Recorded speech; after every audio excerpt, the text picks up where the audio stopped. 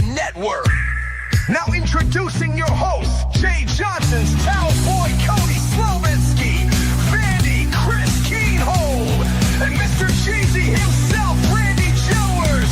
Let's start the show, boys!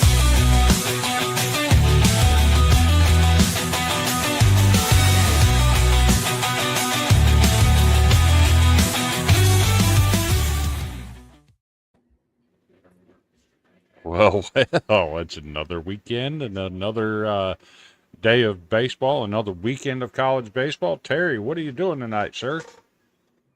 Ooh, it was looking at all these highlights and everything. It was a crazy weekend. And Sunday seemed to just want to top everything all together, all combined. Oh, so much action we had today. So much action today. I think I mentioned it on one of my Facebook posts. So many sweeps today. That just blew my mind that there were that many sweeps over the weekend. A couple of them are going to get highlighted here. But I start with the big one. What about number three Arkansas getting swept at home by Florida? Where'd that come from? I did not see that coming at all. Like, they really crapped the bed on that one. Like, who would have thought, like, Florida could find the motivation to do that after getting swept at home by Alabama? Yeah, no kidding, right? and they weren't even competitive in that Alabama series. Another one, top 10 Auburn, getting swept by none other than Alabama. What's got into them all of a sudden after getting swept at Kentucky? Who got swept at Kentucky? 2 weeks ago, Alabama got swept at Kentucky. Well, This is just getting wild. This could be a crazy conference championship tournament for sure. Looks like everybody can beat everybody right now. Because it almost seems like the Big Ten is probably going to come down to maybe 2 or 3 teams. Yeah. And that would be UCLA, as much as I hate to say it, USC. Yeah. And they're about the only 2 that are worth their salt in the Big Ten right now. Yeah. And maybe Oregon. I don't know. I have to look at their overall record. But Oregon's pretty solid. Yeah. Oregon is pretty solid. It's like the rest of the conference. Like, obviously, if it was football, it'd be like turned around with the exception of Oregon. Yeah. I don't know. Whole lot of stuff. We got some video highlights to show you from some of the action today. As you'll see, Cody's not here again, fixing to whoop him. But you've seen Terry sit in with me the last couple of weeks. We're pleased to announce that he is our third guy now. Second guy, third guy, whatever you want to call him. He's here. He is going to be a regular member of the Golden Broom. We're pleased to announce that. He's working very hard behind the scenes, emailing coaches and whatnot, and trying to get us in the door a little bit. So that's always good. Cross my fingers tomorrow because there's 2 I'm going to be hopefully contacting from that same college I was discussing with you earlier, the community college or the city college. So, right. My graphics, I don't understand what's going on with my graphics. Crazy. I'm bleeding. I'm trying to fix it and I can't. Well, lean way back. There we go. That helps a little bit. Oh, it helped a little bit. I don't know what's going on with it. Let me see if I can adjust it.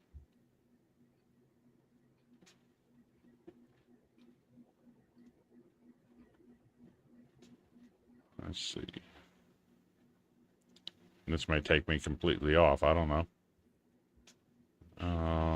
While you're doing that, shout out to the 8 people watching across all those social media platforms tonight.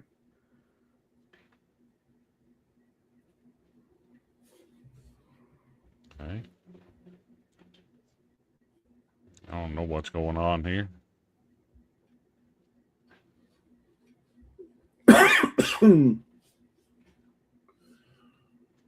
That ain't helping. That makes it worse. I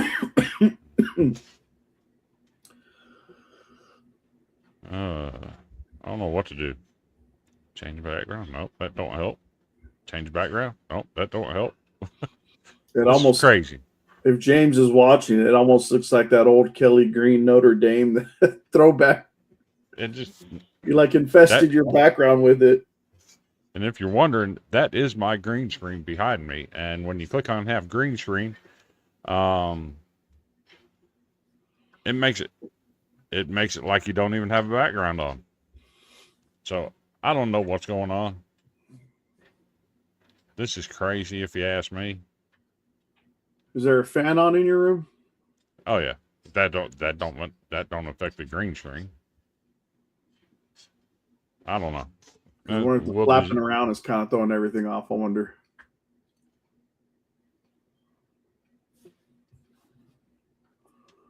No, that don't help it.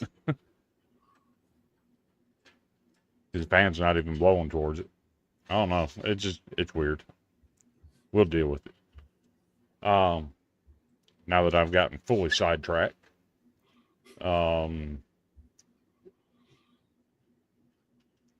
Terry, let me ask you.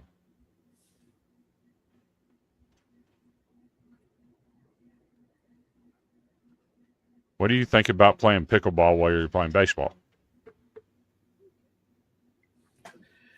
I've been involved with the situations, but it's more for like slow pitch intramural base league softball. And it's like you don't want to overthink it, but then you have to still think about it, like how hard I don't want to overthrow my guy. And especially if there's nobody to back me up. It's one of those things like you have to make a quick but yet smart decision at the same time. Yeah. So had a game this weekend between South Florida and Charlotte. Yeah. Looked like they were playing wiffle ball to me. Mm-hmm.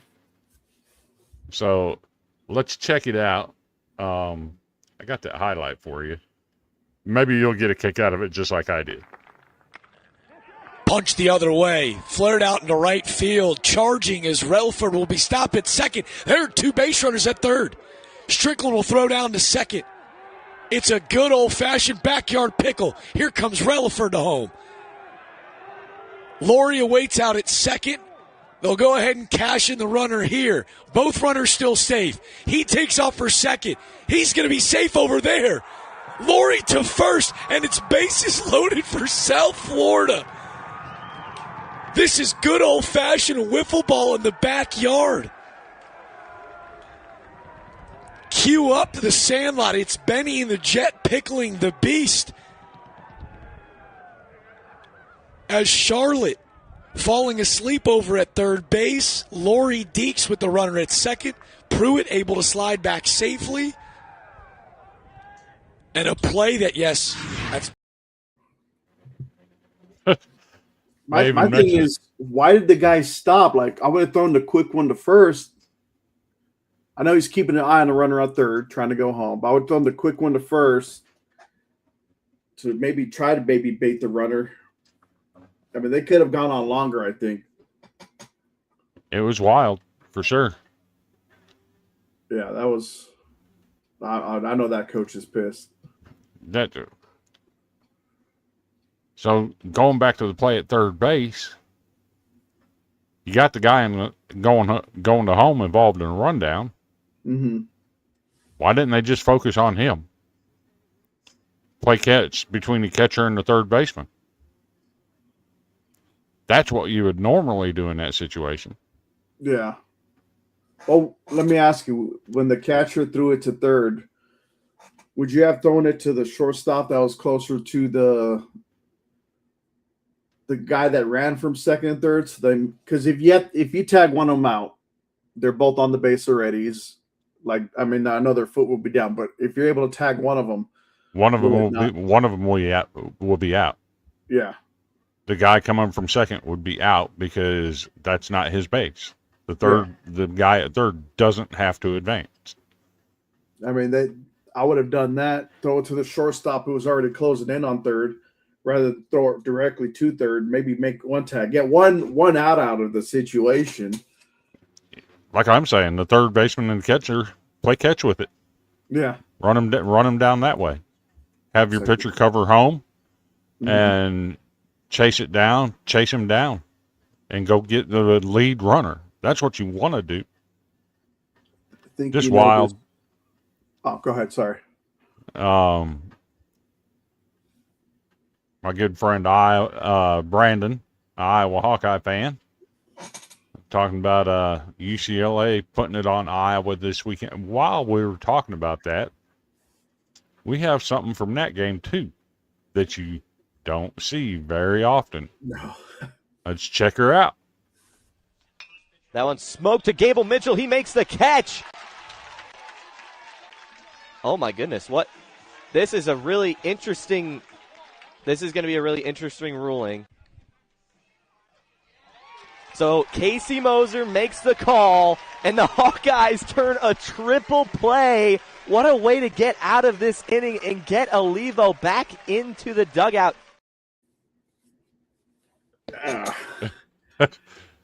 I'm glad they took a simple strategy, just decided to start hitting home runs after that.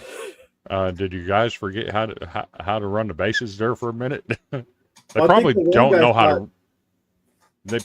they probably don't know how to run the bases as many home runs as you guys hit. Yeah. I think they're confused. I don't know if they thought the guy, well, the one guy looked like he knew the one guy caught it. The other one thought it probably might have hit the ground and he caught it off the bounce.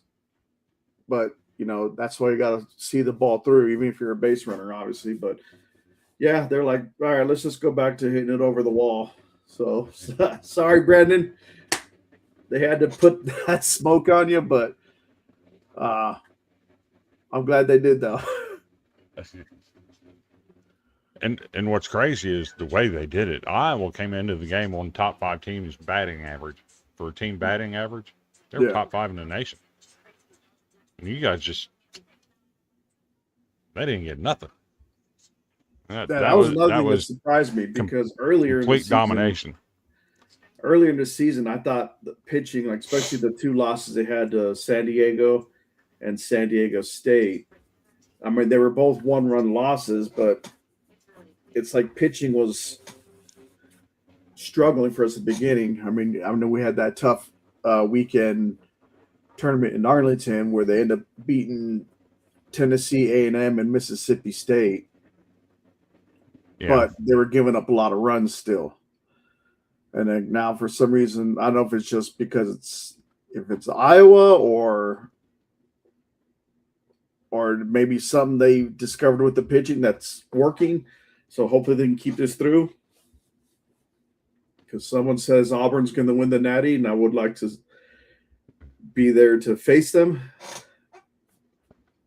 With what's going on with Auburn, I think they got bigger issues to worry about than winning a Natty because they got swept this weekend after losing 2 out of 3 to Texas last week. All of a sudden, Auburn looks like they've got some pitching problems. I could blame one person for that. I don't want to go into a lot of theories and whatnot, but I can say their 4 main starters have got a lot of pitches on those arms already early in the season. I don't know if that's having an effect, but it could be. So they're being overworked, basically. Yeah, and their coach is known for doing stuff like that. If you're watching, you might remember about a year ago we had a cat from LSU on here. His name was Seth Dardar. He got involved in a little drama today. If you're watching, Seth, we love you.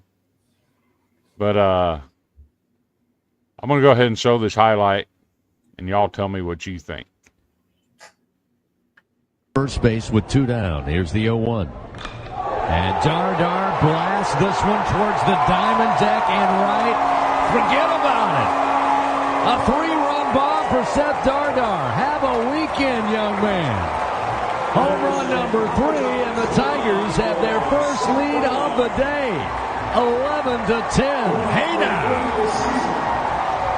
Yeah, and he's getting his crowd fired up. That's what that young man can do. We were in a spot LSU needed a big swing, and that's why he's in the lineup. Again, I love the fact that somebody at a young age, or somebody told him at a young age, swing hard in case you hit it, and he just leaned on that ball and hit it a long way to right field. I think we're going to have a conference here about a bat flip.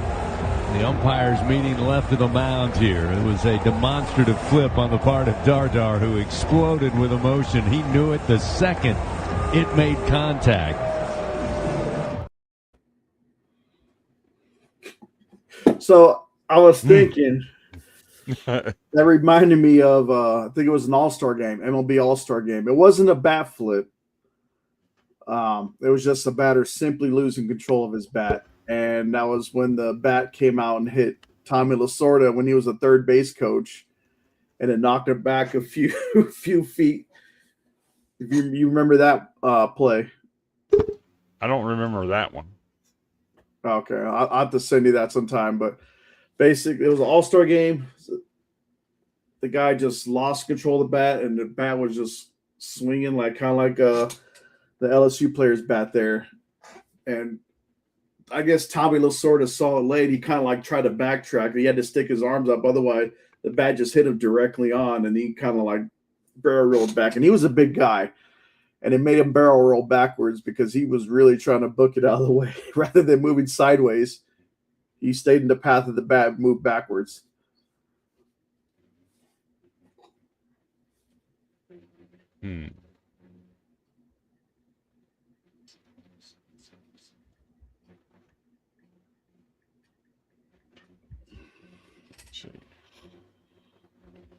I'm just looking up the rule for bat flip.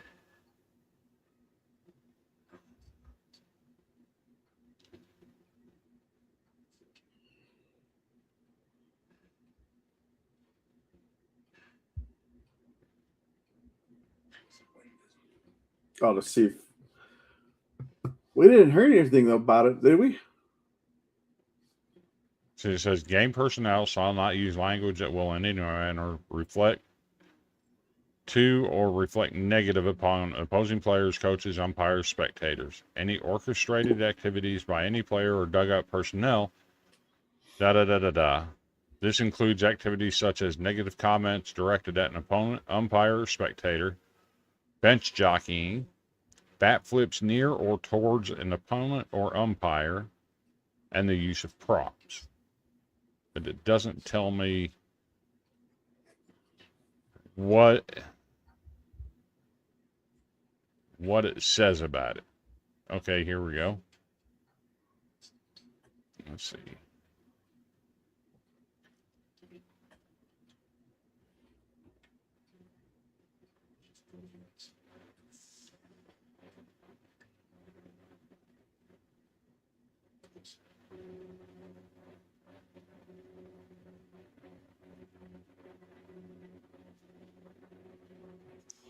See. Ejection and post-participation ejection. The immediate removal or disqualification of a player or coach from any further participation from ongoing or current game. The officials have the authority to eject a player, coach, or team rep for misconduct or unsportsmanlike conduct, which that bat flip would fall into that category. The offending individual must leave the field and dugout area immediately, is not allowed to communicate with the teams or umpires. The ejected individual must remain out of sight and sound for the remainder of the contest. It didn't look like you would get an out, though. Did it sound like that was mentioned?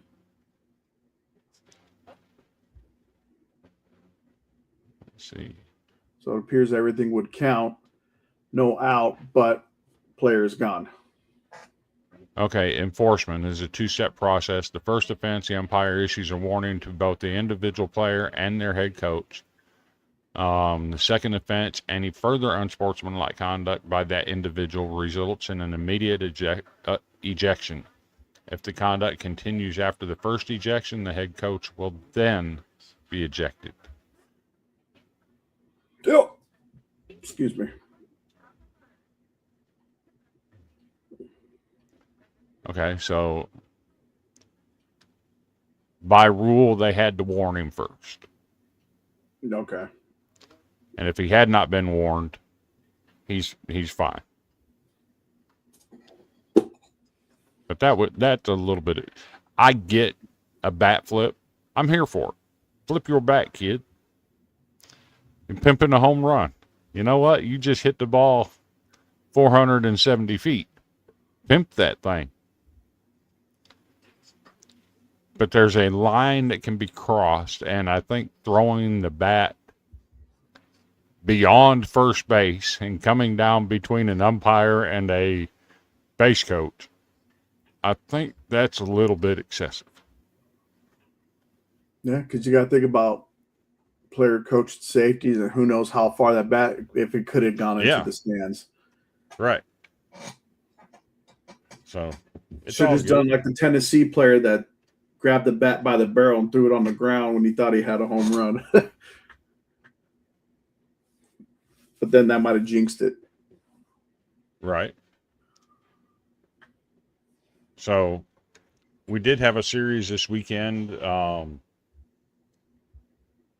where it's been pretty contentious over the last 5 years. Got something here for you.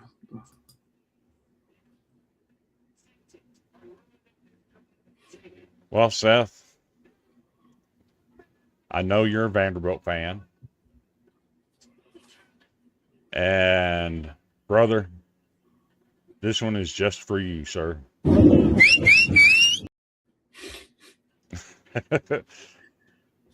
But there's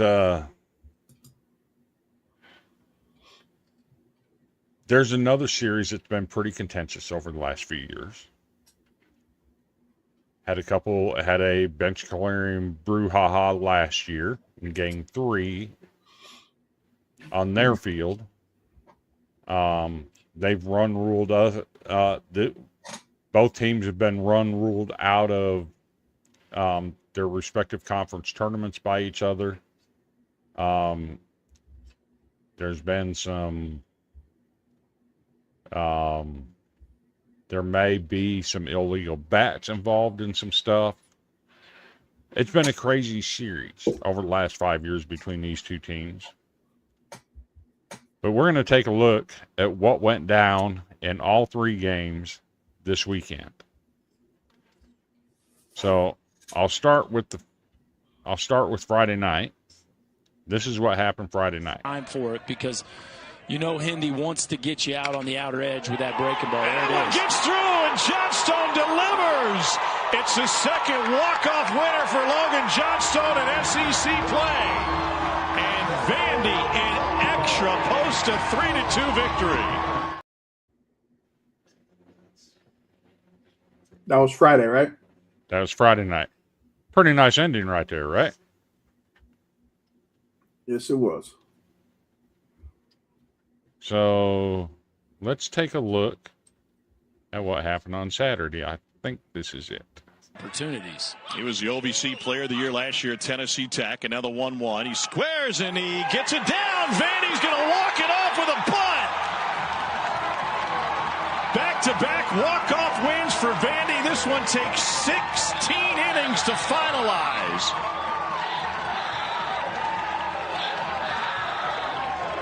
And in a game that was unbelievable for its longevity, the longest for both teams in their program history, it ends with maybe the most Tim Corbin play ever. Yeah, the safety squeeze, again, just a very difficult play to defend. A little bit easier to defend with a force-out situation, but just a perfect bunt. And when you hit it over there in that no man's land between first base and the pitcher, there is not much the defense can do about it, especially if the runner. Was there 2 outs or 1 out on that play? There was only 1 out. It would have been a force out, though. If they would have made the throw home.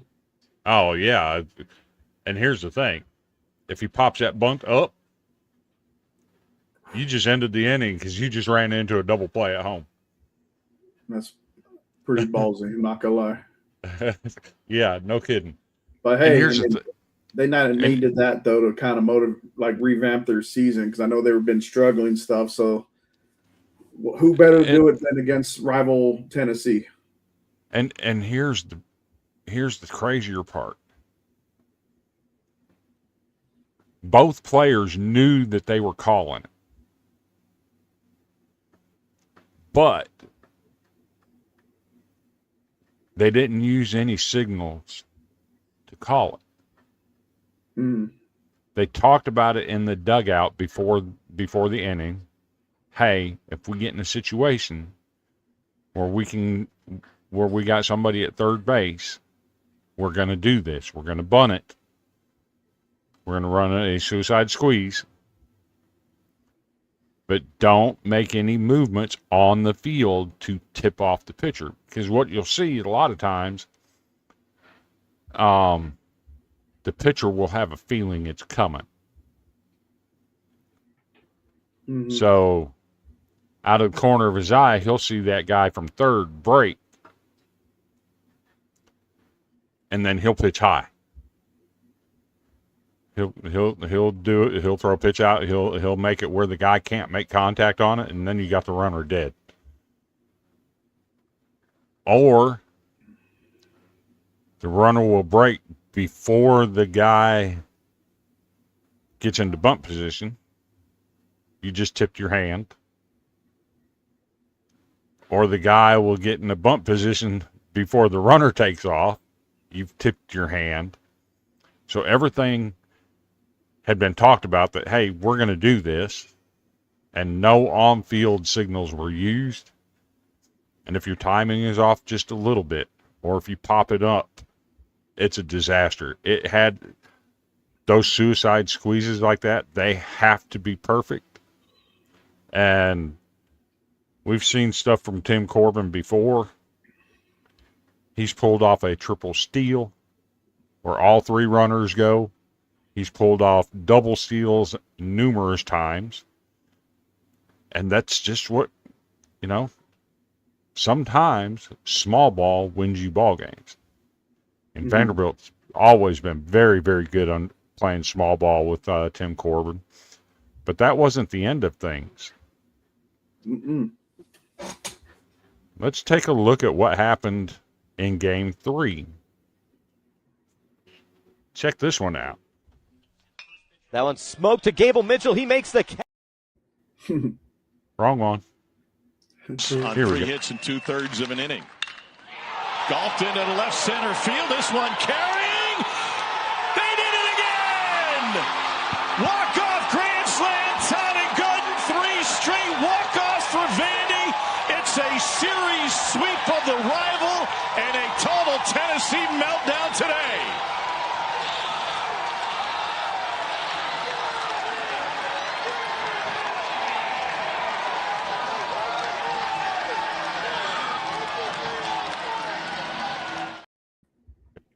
That was like a movie ending. Oh, and Yeah. here's the incredible part, right? So, the 6th inning, the score is 12 to 10, Tennessee. And both relievers kept it there until the 9th inning. Top of the 9th, Tennessee scores 3. It's 15 to 10. You're thinking, well, hell, they just won Game 3. And you get to the bottom half of the inning, and you get a runner on, and then you get a hit by pitch, and all of a sudden you got 2 guys on, and next thing you know, the bases are loaded, and a guy gets a base hit, 2-run score. So now you're 15 to 12, and they make the change. Next guy walks, and now your base is loaded, and you're in a situation all of a sudden where one swing can end the game. And they knew they had the left-hander up there in Krenzel pitching, he's the one that gave up the walk-off base hit on Friday night. So you want an advantage to the hitter, right? They're not going to replace their pitcher after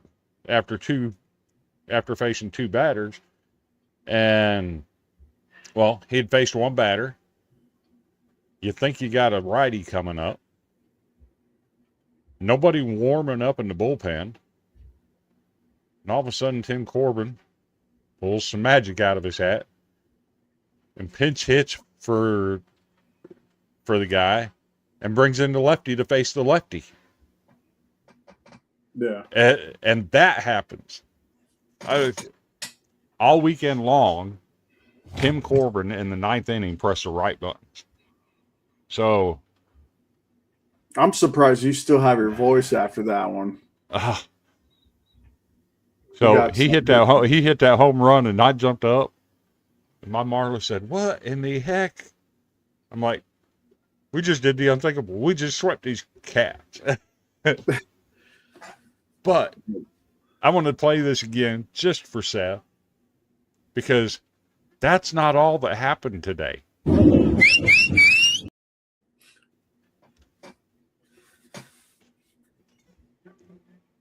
We don't do orange. And if you ever put if you ever put an orange Gatorade in front of some of the Vanderbilt Major League players, get ready, because they throwing it off the table, because we don't do orange. We don't do orange Gatorade. No, we don't do orange. So, as soon as that game ended, I decided, hey, I'm going to check the basketball score. And, well, we don't do orange. They got their butts whipped by 33 today. That was So, my day has been glorious, to say the least. I could imagine. I would have been the same boat. I mean, I was happy for you. And a great walk, great sweep weekend. He ended with a grand salami. Yes. Great way to end it.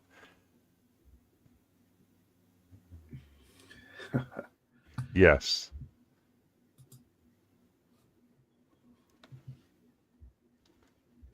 And that's not a lie.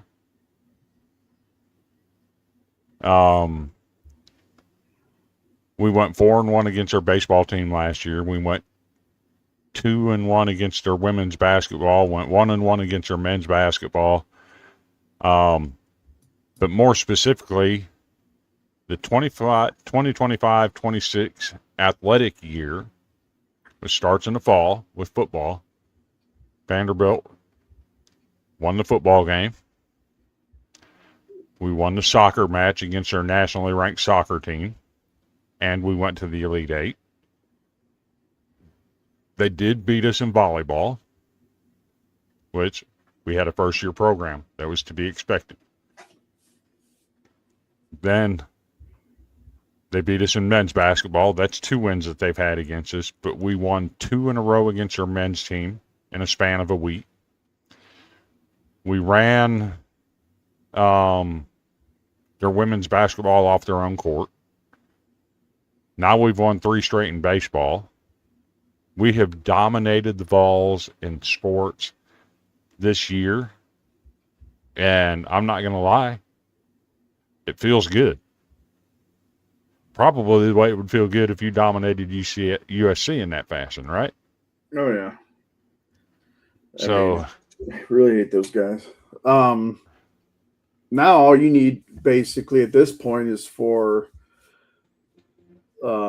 women's softball to become a thing now.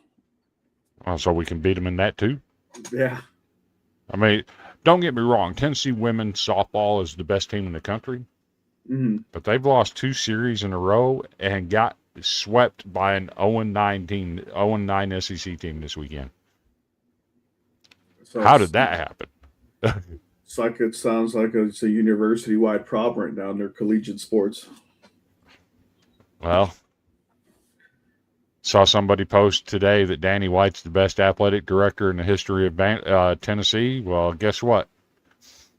He may have saved your football program, and you may have been able to keep Rick Barnes, and you hired Kim Caldwell, but guess what? He's getting his tail kicked by Candace Storey Lee right now. I'm just going to say it. So, do you know anything about this? That he posted on his page? Yeah. Let me see what he posted.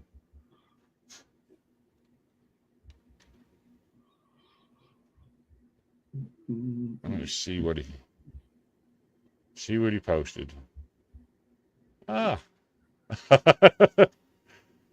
Yeah, we might get. We can't share that on the show. We might get flagged.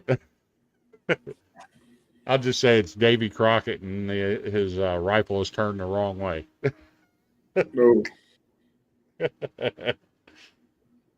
His pew pew. Maybe if it was one of those, like the little animated picture one, it might be all right. Who knows? But kind of like we did for me for the skit, or the one I was just sitting there on the recliner. Yeah. Take that one off. So watch this. I'm going to go ahead and send it to you. So you can get an idea of what I'm talking about here.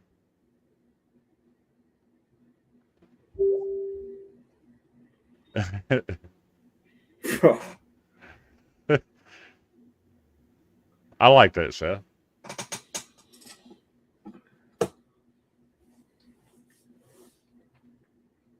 I like So that what do you one. say? I don't want to stay on here too long tonight. Okay.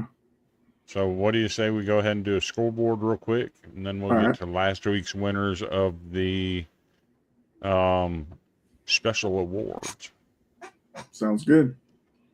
And let me share my screen.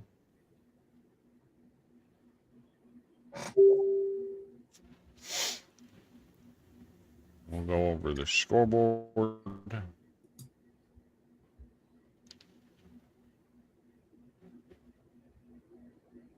There you go. So I'll take this top row gladly. In the top 25, you had number 21, Tennessee, losing to Vanderbilt and come from behind fashion, 16-15. Vanderbilt completes a sweep of the Ugly Orange to improve to 5-4 in the SEC, while Tennessee drops to 3-6. Much needed win by Vanderbilt. Georgia holds off South Carolina 9-7. They win the series 3-0. But more importantly, that's not all I'm looking at in that series. South Carolina was very, very competitive with this team. They were right there every step of the way all weekend. You never felt that they were out of their league. I thought it was a good showing by South Carolina.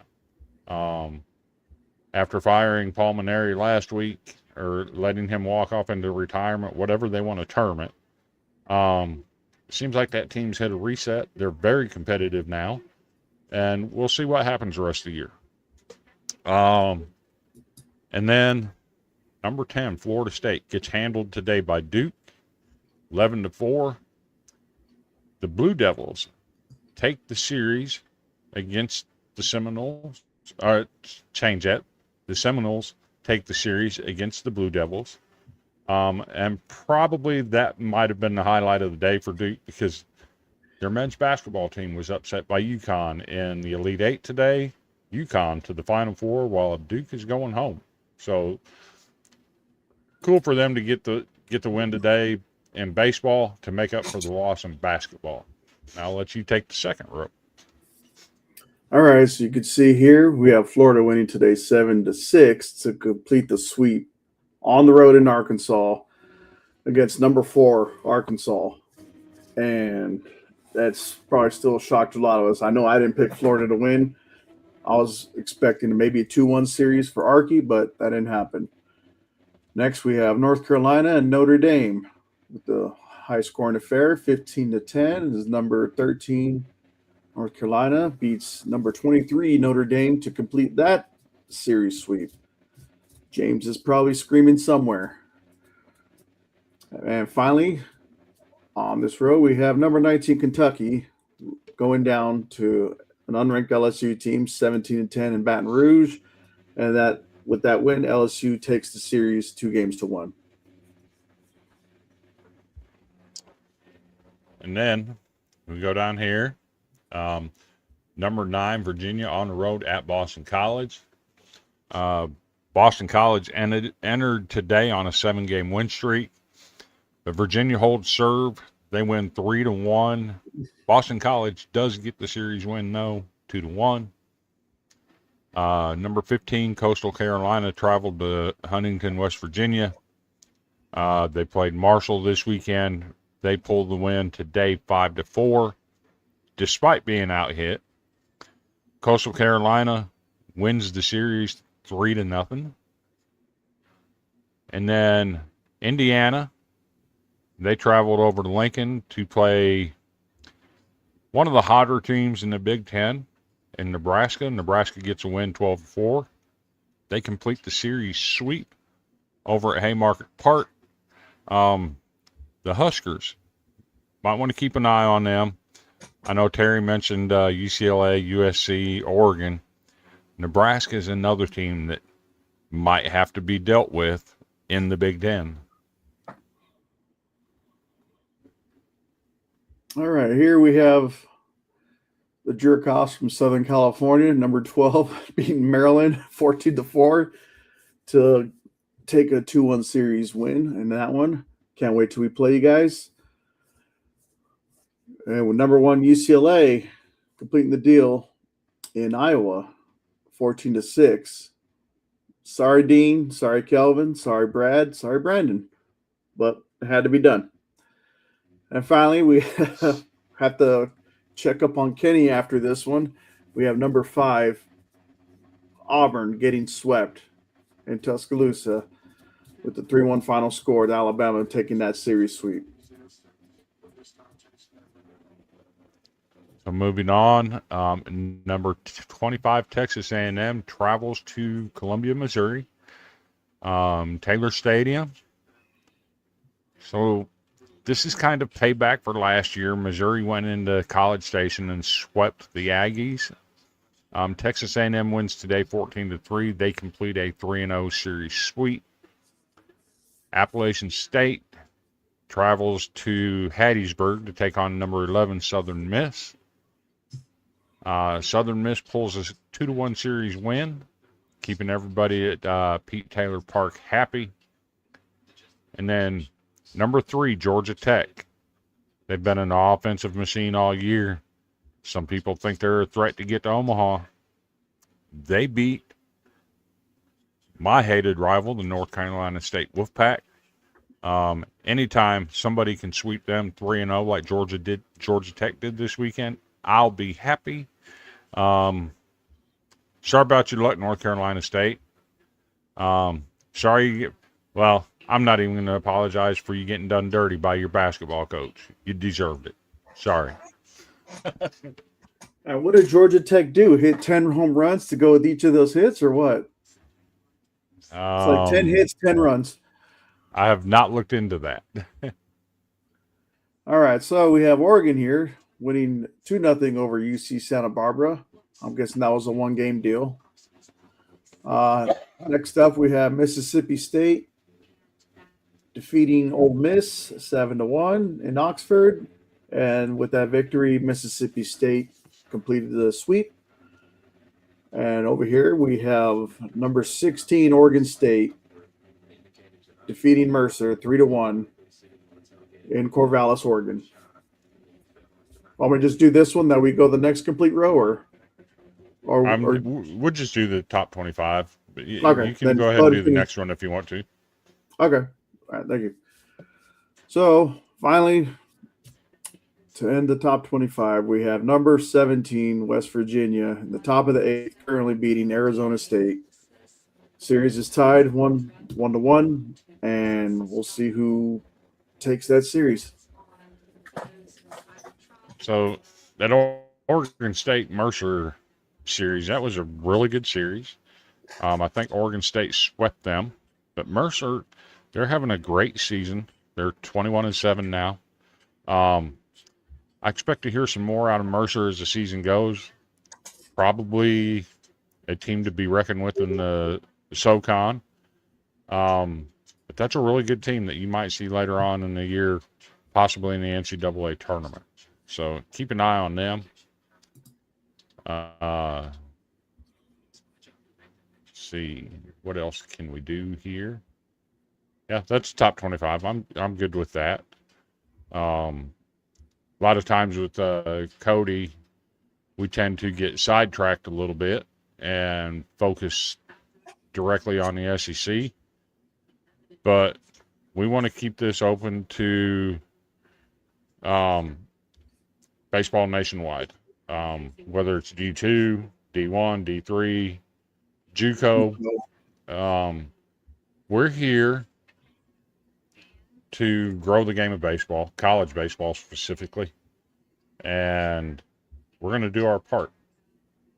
And if it's a little thing like giving out silly awards in a baseball group on Facebook, that's what we're going to do. Speaking of So that. Oh, you're every about to week, do it. Sorry. every week, we give out an award. I have a baseball group on Facebook called College Baseball Smack.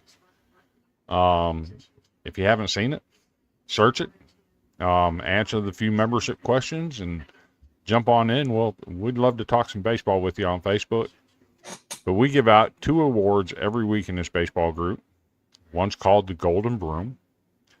There are no set parameters for being awarded a broom, other than you have to go undefeated from Monday through Sunday to be eligible for it. So if you don't go undefeated for the week, you're not eligible to win it. And then me and my admin team, we talk about it, and we look at all the teams that have gone undefeated for the week, and we vote on it. We hammer it out in private chat, and it was pretty unanimous last weekend. The winner of last week's Golden Broom, by virtue of just beating the dog crap out of Florida, they really did. The series wasn't even competitive. The Alabama Crimson Tide were given the broom last week. And we give it out another award called the Dirty Jockstrap. To win a Dirty Jockstrap award, you just have to really stink it up. You could go winless on the week. You could be a ranked team that's supposed to win and get swept. You know, just various things where you literally do not perform the way you should be. You stink it up. You're not competitive, and it's ugly. So last week's Dirty Jockstrap Award went to the same Florida Gators that Alabama swept. It was ugly down in Tuscaloosa last week. Even Kevin O'Sullivan looked like he'd had enough. He was ready to quit by the looks on his face. But that's been a nice bounce back for them this week to do what they've done. I can't get a read on that team, Terry. Just weird how you get swept like that where you're not even competitive, and then to go on the road and beat a top 5 team. Yeah. So, did you want to? So the thing you sent me earlier for the new segment in the show about certain foods or whatever. Yeah, we can talk about it. All Most right. definitely. We are going to be I've always felt like our show is better off when it's organized. We have show notes and segments for the show. Like we used to have the icebreakers where me and Cody and a previous co-host we'd each pick a topic for an icebreaker. We'd tell what our icebreaker was and let's spend a few minutes talking about it. We're going to start doing that again, having segments for our show. And one of the segments that we're going to break into probably next week is, let me go ahead and add this graphic real quick. It'll take me about 30 seconds. Pretty easy to do.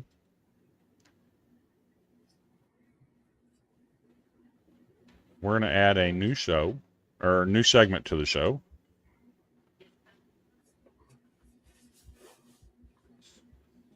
That I think you're going to like.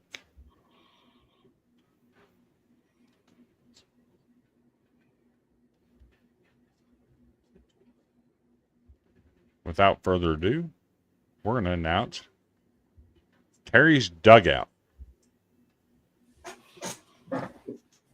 Terry has been the one in our comments for the past 3 years that creates burgers. We'll say, hey, create a burger for this, and he'll pop it in the comments. We've used AI to create images of some of those burgers along the way.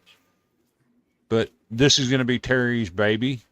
We want him to start using his creative mind a little bit and helping us out. Like I said, he's a permanent addition to the Golden Broom now. Terry, talk about your segment. All right. The ideas that you have. What this will entail is we're looking at signature foods for each. We'll think of certain college stadiums and what they serve there. Because let's face it, we don't want to just go to a baseball game and not eat. We're going to want to enjoy ourselves and everything. So what I'm going to be researching in the near future to put on the show is certain foods that you can only get at this particular stadium, whether it's something that identifies with the team or it could be a food vendor maybe coming in. The whole point is for people that are going to be going to that game to maybe look for those food vendors, something to try, something that they've never had anywhere else, in hopes to, further enhance their enjoyable baseball experience. And if possible, I also want to continue doing the theme burgers that I'll come up with once in a while too, for certain, situations with certain teams or whatever the case may be. But yeah, hope you guys will tune in for those, as long as tune in for these shows. And yeah, I'm thankful for that opportunity to do that, to get the creative juices flowing. And that's fantastic. We've noticed that food segments do draw a lot of interest.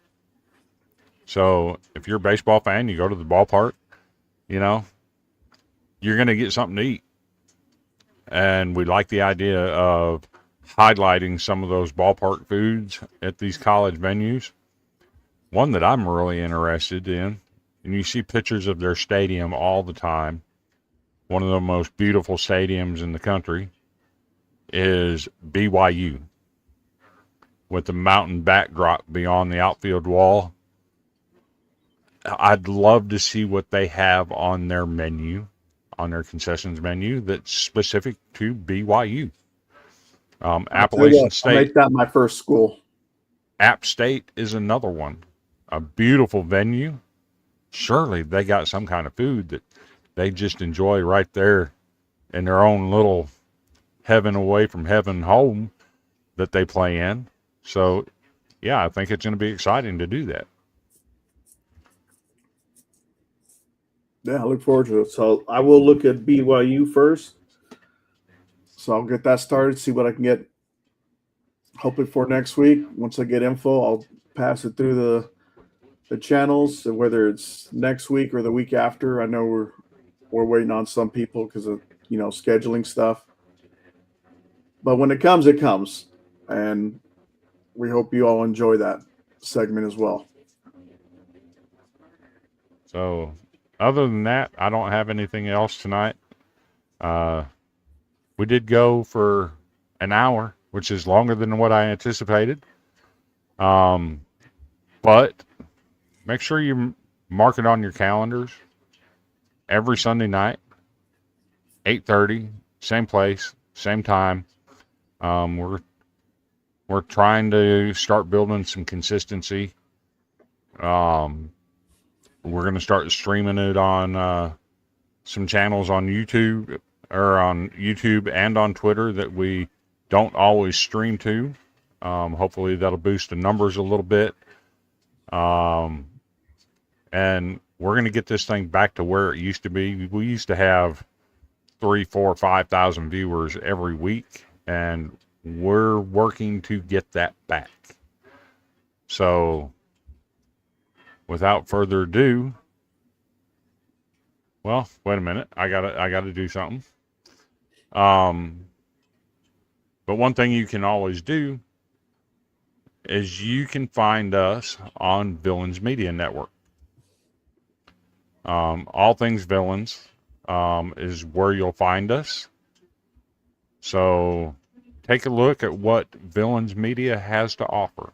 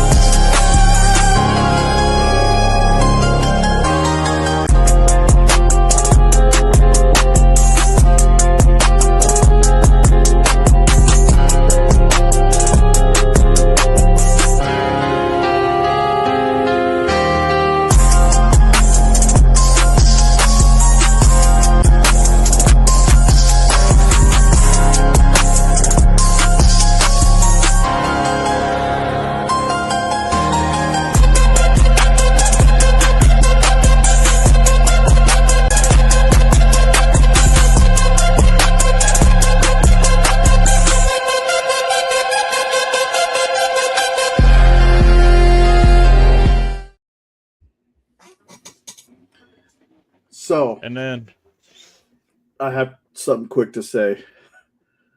So while we're doing showing all the different shows and everything, I did a little quick, just a little quick search of BYU stadium foods. Not really expecting much to see. Oh, you're in for a treat. So we'll talk about it later after the show. all right. And as always, as you get ready to head out to the ballpark this week, we know that as baseball fans, you're going to love some sunflower seeds. So make sure you stop by ChinookSeedery.com. Use the promo code GoldenBroom10 to get 10% off your order and get you some of the best sunflower seeds that you'll ever put in your mouth. The best flavors. You saw me hold them up last week. Some of the flavors that they've got. Go check them out. Get you some sunflower seeds as you head out to the ballpark. And until next week, I appreciate every one of you for watching. I'm being told that there's big numbers on Twitter tonight. I greatly appreciate that. Thank you, and thank you for watching us. If you get a chance, shoot us some comments next time you watch. But we'll be back here next Sunday night, 8:30 p.m. Central Time. And who knows what kind of package we'll deliver next week. Will Cody be back? Will we have a guest? Let's find out. In the meantime, enjoy your week. Stay safe, everybody. Go get you some Chinook seeds and go support your local college baseball team. And we'll catch you next week. I'm out.